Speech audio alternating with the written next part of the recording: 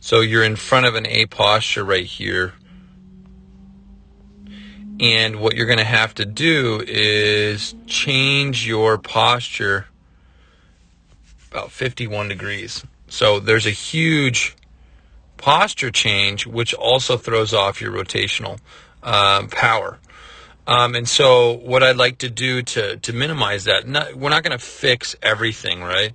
But what I'd like you to do is when you're starting, you can, when you bring your leg up, this head needs to stay behind that foot. And that head right here needs to be on this line as much as you can. A little bit further back is going to help a lot. So that posture change, you need to lock that in and realize you need to stay back on that. And once you stay back on that, your rotational power is going to go up. I'm really sure of it. So that's a weakness, posture change. So we need to work on that. All the drills that I have designed on 212athlete.com can be done in that B posture. So you got to really lock in that B posture and stay back as long as you can. Which leads us into our release point. So your release point right now is right over your front foot. And what I like to do is get your chest to drive a little bit further, but what's happening out of the back leg is your back leg's coming off the ground and you're not continuing to push into release point. So what that does is it takes all your power out of your back leg, and now you can't transfer it into the ball.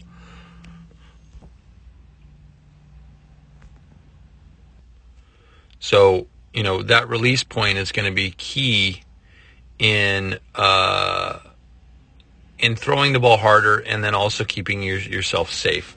So it's going to be beneficial for you to change that. I think your arm's going to feel a hell of a lot better. So that's release point. And then we're going to get into stacking. So stacking is something I really think that you can get better at. Right now, your energy is going down the mound with your upper body, and I want to keep that back for a longer period of time. This is also going to help your back arm get on time as well. So I'd like to see your torso and your shoulders be at this angle to stay back.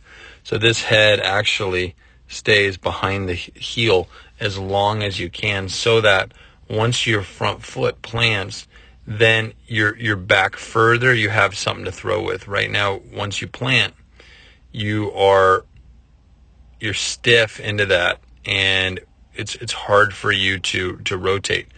You should be driving that chest a little bit quicker in there, but there's a huge delay.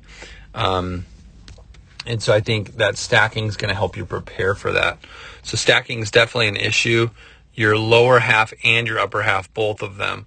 Off the top of my head, box drill 1, box drill 2, 212 squats, box drops, hooks, walking windups, walking torques, walking marshals. All of those are going to help you stack and stay back.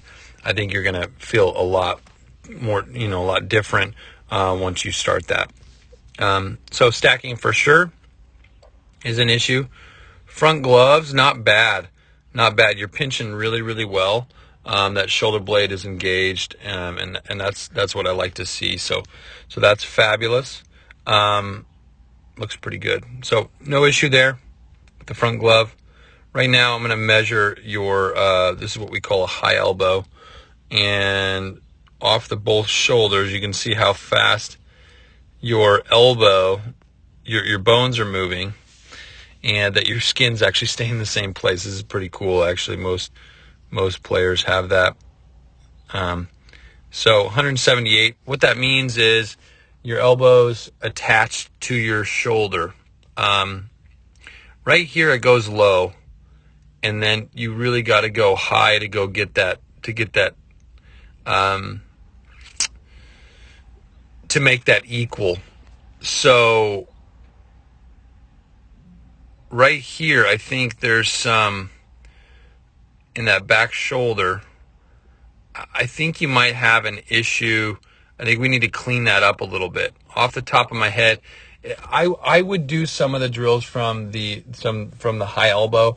I don't think you have a high elbow here, but right here, there's a lot of wear and tear on that shoulder coming up and and throwing through. So I'd like you to do some of the drills, quick picks, double plays, where you're getting final arc, 45-degree knees, where you're getting that elbow at that shoulder level for a longer period of time. So I can clean that up definitely with the knee drills.